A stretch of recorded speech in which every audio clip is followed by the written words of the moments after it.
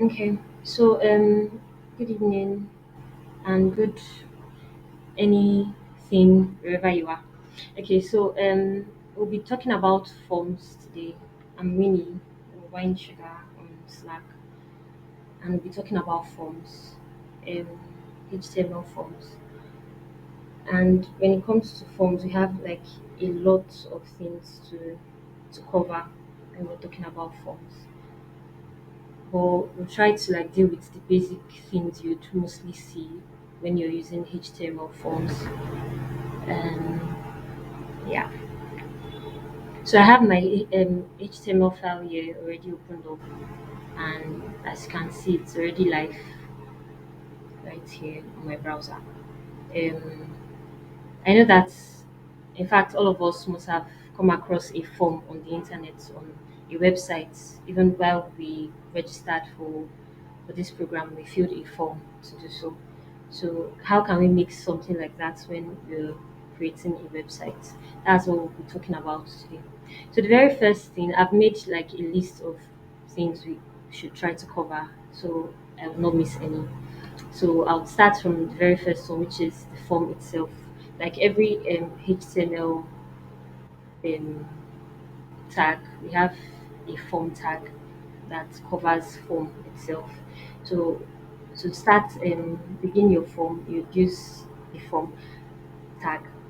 Mhm. The thing about form tag is it takes in about two attributes. We have the action attributes and also the method attributes. Let me show you that. So if you do this, you can either use the get method or the post method. Let's start with this one first.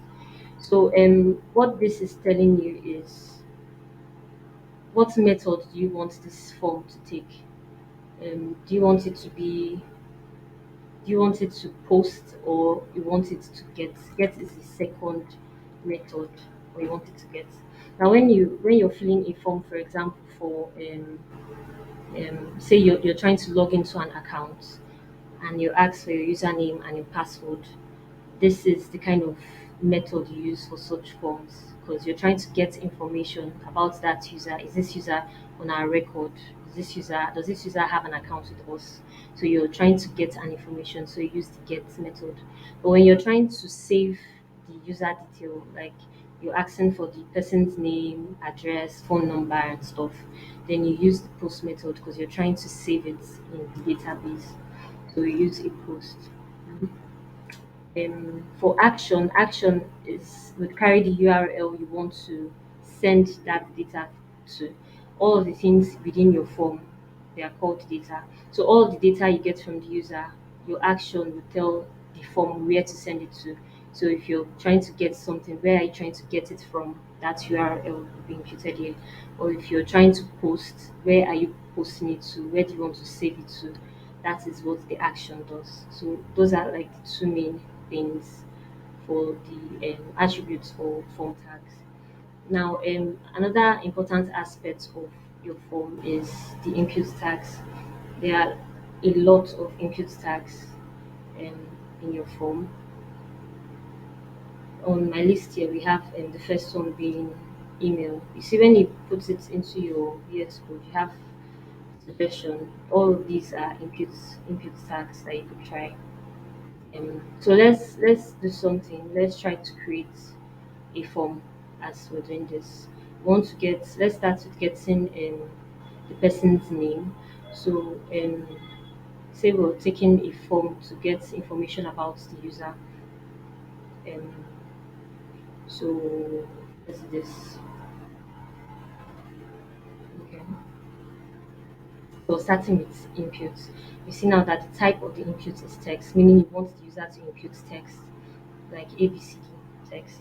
And then you also have the name attributes to say, oh, what is this? What do you want from the user? What do you want this user to put? You have the name. It's usually lowercase, so you can say username and then ID. It can be username too. Right? Then there's another very important one, which is the label. The label tells the user, like right now on the page here, the user would not know what this is for is only just saying like, oh, what's this? But for the person to get the user to know what this input is about, you need a label to give it a name. So most times you'd see there are two things. It's either you see the label placed outside like this, and then with the name right here, like username, right? The name here like username. It's either you see this way, or you sometimes see people do this. You would take this and put it inside. So anyone works. But one important thing is this attribute that the label carries for, you should connect it to the input. And one way to that is what you do is make sure that the four attributes matches with the ID. They should both be the same. So it would know like, okay, this is the label for this input. So once you've done that, when you're on here, once you click on the username, it highlights the box, so the user will know, oh, okay, this is the input for this, because you've already like linked the label to the input. That's for text.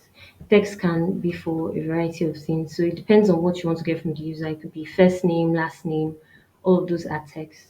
So you'd do same. Can do that by just changing the label to first name and then others to last name and the rest. Okay, so let's say we're taking the first name. The next thing we want to take is we want to take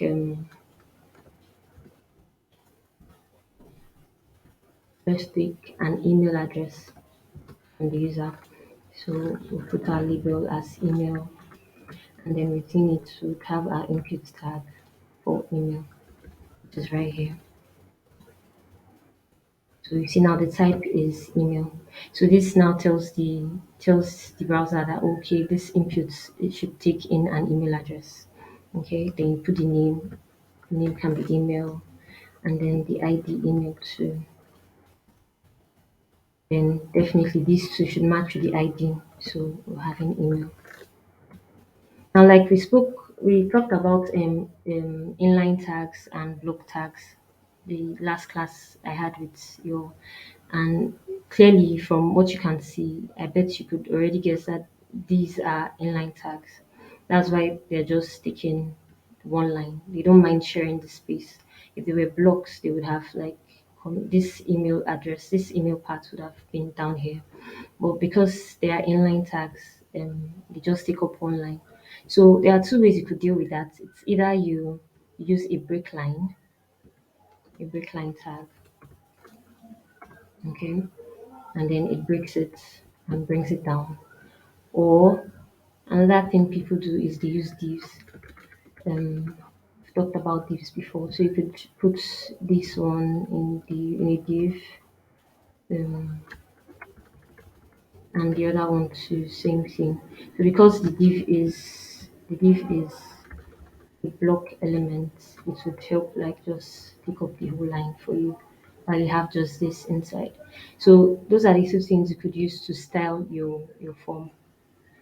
So when you want to really style, if you have like a format you want to work with, you can use these to group them or use break lines to like give spaces in between them. Okay. So we've talked about email, we've talked about okay, now let's talk about password. There's also a type for password. So we have inputs, and let's have label. Label, you take a password, and then inputs should be a type of password. Okay, right. So while you're here, you put password like every other one, and this one to password, and of course this one. Let's just keep access. Yeah. So the unique thing about the password is it hides what the user puts in because of course it's a password. So if that you are just use text instead of password, you wouldn't have that, of course, because it will be expecting text. It doesn't know that it's supposed to be like special characters that will be hidden to take in text. So it's important that when you're asking for password, we should use password instead. That's about password. There are also some things that can help the user to be able to identify for readability or accessibility. There's this thing called placeholders. So you could put the placeholder right here within your inputs, and then you have your placeholder. The placeholder would help to put like a default for the user to see. What I mean is, you put email here. Sorry about that. See now that this is a placeholder. So even without the label, when the user comes, they say, "Oh, email." You know, okay, you want me to place the email in here, so I'm just going to use AI. But you see, so until the person clears off, then you see the placeholder. There's also a part for value, like an an attribute called value that places a default to. So you could put value as probably using sorry, Gemini and Gmail. So without the user inputting anything, there's something there already. That's a default. This is different from the placeholder because this is actually an input from your front end. So the user would have to like clear this up if this isn't the person's email, and then just impute the right one. Okay, so that's about value and placeholder. So I just thought I should mention that. Yeah, we also have the one called numbers, input called numbers. You have your label too.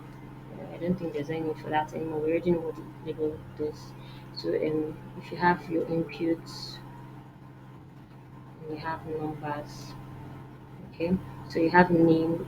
Maybe you want to take the person's age, okay, and you have this one here, age, and have a placeholder named age to or input your age. So while you're here, it's just going to take numbers alone. So if you're saying, okay, I'm 20, you can have a range of numbers and just go down, go up, you see, and you select. So that's the one for numbers. That's what it looks like. And yeah, placeholder, talked about placeholder. Then value, also spoken about value. So these are for the input tags. But there's this other one for submitting. There's an input for submit. Um, we type in input, have submit. It brings out a button for you. Currently, is nothing. Oh, sorry. I have already added this to it to try to do something. So let me just take this out. Refresh. Oh, still trying to submit.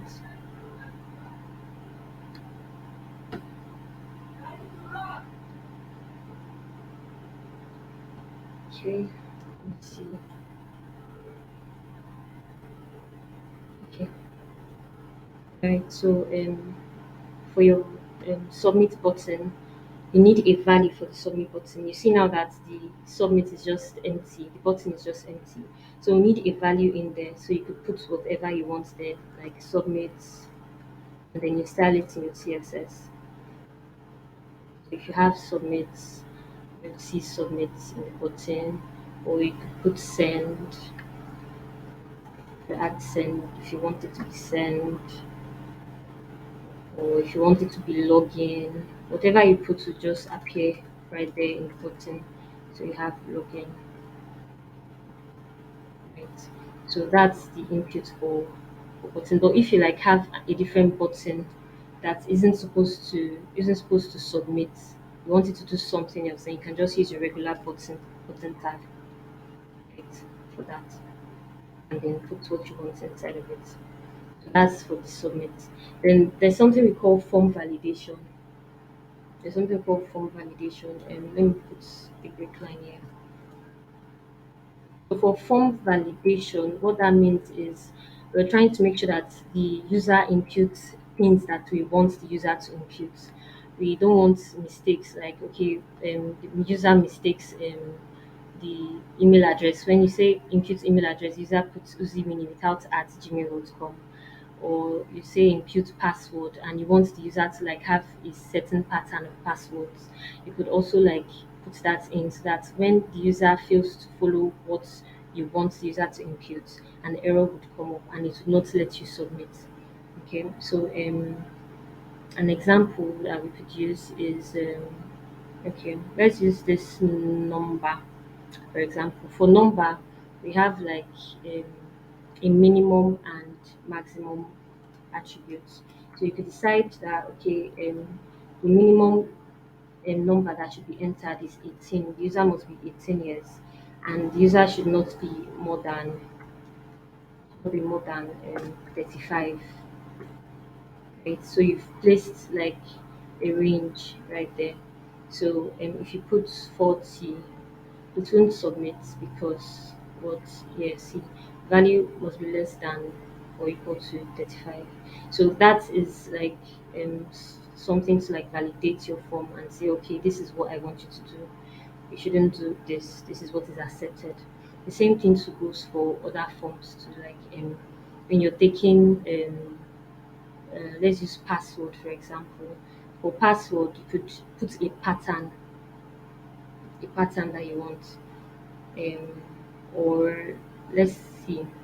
Okay, so if you want pattern for password, this one has to do with it's something that is called regex, like regular expressions in JavaScript. So you could impute a regex, like okay, you want it to just be alphabets, and let's say A to Z, small letters A to Z, and then it should also take capital letters A to Z, and the limit should be eight numbers, or want the limit to be 10, right? So if that the password will only take letters, no numbers, but they should be 10, not more than 10. So that too would like influence what the user imputes in the password. So if you have like a 1, 2, 3, 4, 5, 6, and then you try to log in, yeah, please match the requested format. So because of that, the user would have to just put only alphabet A, C, D, blah blah blah blah, and when you log in, then you should have, okay, this is the format. So you have like all of that. So that's about form validation. Another kind of form validation you see is something that would say, oh, you must fill in this input. So if you have the first name, for example, and you want the user to make sure that the user should make sure that he imputes his name, his first name. So you at the end of the in your inputs here, you could just put in required. So when it's required, if you fill every other one, and let me move this pattern to avoid, sorry, just hold on. Okay, so if you impute any other thing and then select an age, say 18, but without filling this, and you log in, it will tell you to please fill out this form. So because of the required, it makes it compulsory that before the form is filled, that user has to fill in that input. So that's what the required does. And so you have like for you to like do form validation, we've spoken about required, set fields as required. We also talked about using regex, which is like a JS pattern kind of thing for your forms to restrict the user. Okay. Then there are other fields to assign inputs that can be used. Let's see, for file uploads, if you're trying to upload a file into, maybe you want the person to impute a profile picture, you could use the inputs type of file. The type of file already tells you should choose a file. So when you're here, you just choose a file from all the things in here, and then you select and it uploads, right? Um, if you give it a name, say picture and ID to, you could decide, or you could put like more files. You could take more than one file. You add multiple to it. So it could allow the user to choose multiple files. You see, it has changed to choose files. So if you come here and you say, oh, let's select this, for example, open, and oh, I want another one. Let's select this one. Right, it takes them both. Okay, let me select them like this. Right, so you see that we have two files.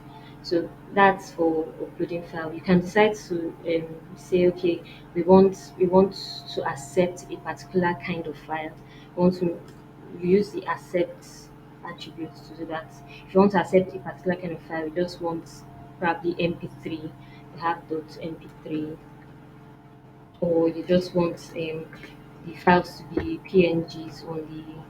So you have .png, or you want it to be just JPEG, right? Use JPEG with the dot. Sorry, I'm skipping that and all of that. So it tells, okay, this is the kind of file that I want. I want multiple. If you just want one, you erase the multiple, right? And stuff like that. It goes back to choose file. That's for uploading files. We have the button. Talked about buttons too. But for the reset, there's a reset button that comes with input. It is to clear everything that the user has imputed already.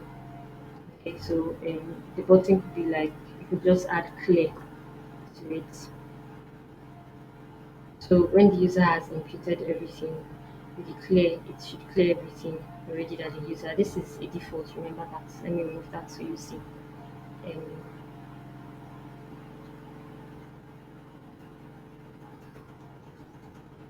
okay. So if the user imputes a name, say hub, and this as email address, and you click on clear, it clears everything. So that's the reset button. Okay, so the user will begin all over again. Mhm. Then we also have what else? Radio buttons. The radio buttons,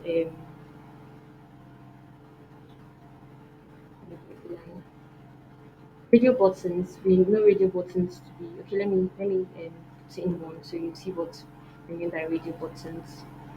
What type of radio? Okay, so I know you must have seen something like this on a form before. Um, Usually you'd have like multiple. So let's add a label here because we'll be needing a label for this. And then I'll put the inputs in between. Okay. Okay, so let's say we're asking for favorite color, right? So put this to be yellow, and then let's put it here so it would be like what we usually see on the net. So we have yellow, and then we have other ones too. So I'll just copy this. Okay, so we have the radio button, type of radio with the labels. So what we want in here, make this one red. Ready. Let's make this pink and green. And green. Okay, so we have this just like the regular thing. If you have an idea of say yellow, and this one is red, would also do the same thing to the labels and give this one yellow and give this red. Okay, so that will allow you to like once you click on the name itself red, it checks it for you. So you do not have to like click on this. You see it's different from this one. I have to click on here first before I can do any other thing. Now the reason why they are all checking, remember like normally what you would see is you can only select one radio button. What you have to do for this part is you give them all the same name. So they should all have same name. So you know that okay they are all we're all looking out for colors. So when they all have the same name to make you check just one. So if you have color and color here too, okay. When you click on yellow, you can't click on red. So like you have to select one of them, right? So it's the same thing too for radio for checkers too, because we have a checkbox attributes. Um, say let's just do this paste here and paste again and change this to checkbox. Checkbox. Remember, you add styling to this so it doesn't look as ugly as this form looks. So when you're working on your assignment, you could style it. For checkbox, it's the same pattern. If you have like, say you're choosing your favorite animal, dog, and right here you're choosing cats. Okay. For the checkbox, give the same name to favorite animal, right? So put in animal, and same thing here, animal, and the ID too of animal.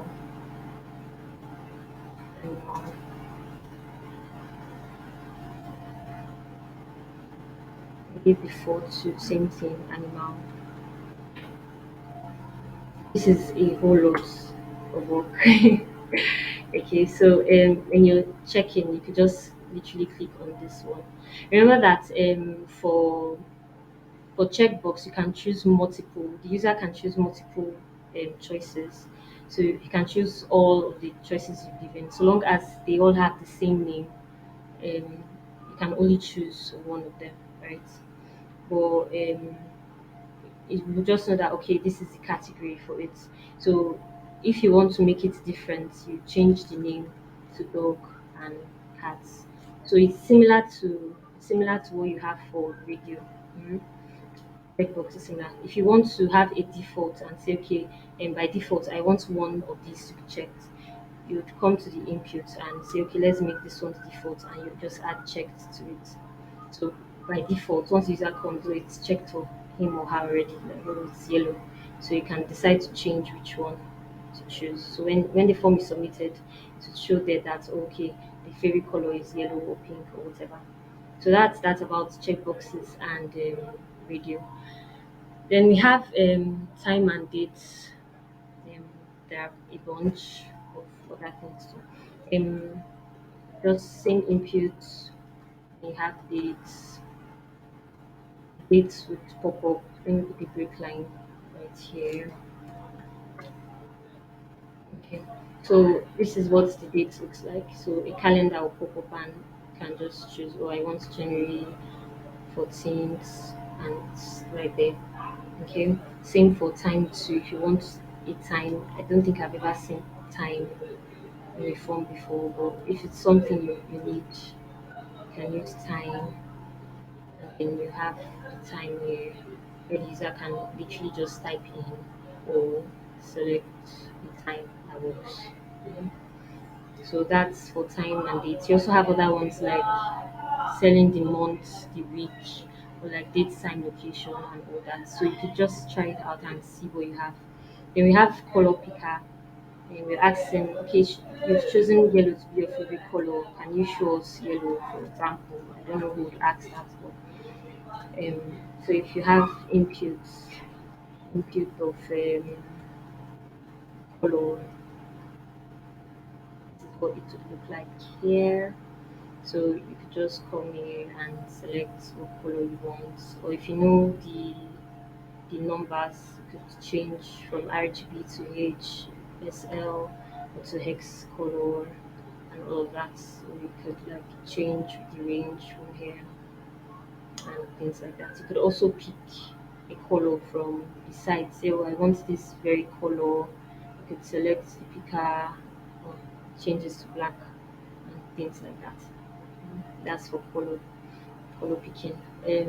We have for range, we have telephone. Let's see telephone. Um, okay, so to see what the telephone input does, we have an input tel, right? You can also put pattern. There's really no much difference here. Most times you could just like instead of using telephone, you just use text because it's similar. If you're using a laptop, um, you still have to like put numbers, right? Um, it's the same thing to with text. But if you're using a phone, that's when you really know the difference. So when you have an input saying 10 on a mobile device, it would change your keyboards to numbers instead of regular text. So that's like the major difference. You could also have patterns too for this one, like we spoke about earlier. And I saved this one here for easy reference, and you just paste in here. This is telling the user that you can only use like 0 to 9. This is the pattern you want. So when the user comes in here and say, for example, is in Nigeria and saying 080 uh, 41 do this blah blah blah blah blah, that pattern would make it like just strictly be stuff like this, right? So that's what the pattern would do. Mhm. Then what else? You have the URL yet to. So if you're asking for a URL from the user, you have the input of URL. Similar idea follows everything. Now, I think we've come to understand like all these basic things, but let's talk a little about field sets. Field sets or legend is used to like classify if you have like a set of inputs that you want to put in a category. For example, this all of these labels now, they are trying to like find color. So you could have like a field set for it. So if you have a field set here,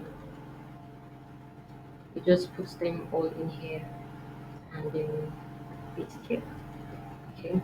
So you see what the field set does. It creates like a space for it which you can style definitely. So if you're using your CSS, you could give it a class name and style it. Then that will just like put it in there. But if you want to give it a name, give that field set a name, use a legend. This is it right here. Use a legend and say favorite color. Okay. And see it's just in here. So the person know you want me to give a favorite color. Okay, let me just select one of these. Right. So that's what field sets and legends do. Um, then finally, okay, we have two left. We have the text area and then the select tag. That one is for like when you have a message. See what a text area looks like. It's not an input tag. It's a literal text area tag. Okay. So this is the text area. Then you have like this, and then you're asked to write a message, leave a comment, for example. You can expand this to any breadth or height, and user will literally just type comments in here. That's the text area. That's what the text area does. So it gives flexibility to the user to input stuff. Give it a name. This is colons and rows, so you can use that to like expand it. So I want 30 colons, but I also want 30 rows. Let's see how that would look. So 30 rows, expand it. So you can use that to style it directly. I'll say 20, right? So that's how it looks like. So you can decide what's breadth or width or whatever you want. So that's for text area. So nothing will be imputed in here unless you want a placeholder. Then you put a placeholder and say message, for example. Okay, so the user will know I'm to put a message in it. And then for the select, if say you ask a user, you want the user to like see a list of choices to make of something. What example will I use? You want the user to like select from an option, say location. Okay, location. You want the person's location. You give it a name, location with an ID, of course, and then in here you can put options. There's the option tag, right? Within this place, let me add a break line. So within this space, the first one can be unknown, unknown location, The second one can be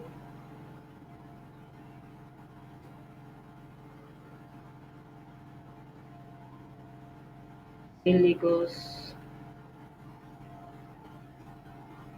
The next one can be Benin. I'm calling places in Nigeria. Sorry if you do not know these places. And Vokes, bus stop.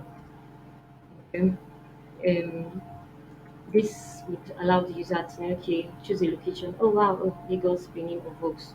These are the three locations you could pick, and then you select one.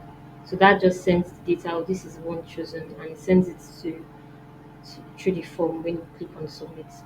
Yeah. So that's it for options. And yeah, I think that's everything we have for forms. So there are a lot more that we could know about forms, or like of course with research to get more information about what that we need.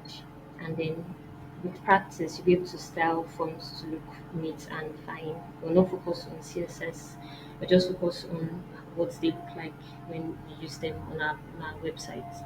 So yeah, that's it guys. I don't know if we have any questions to ask so far.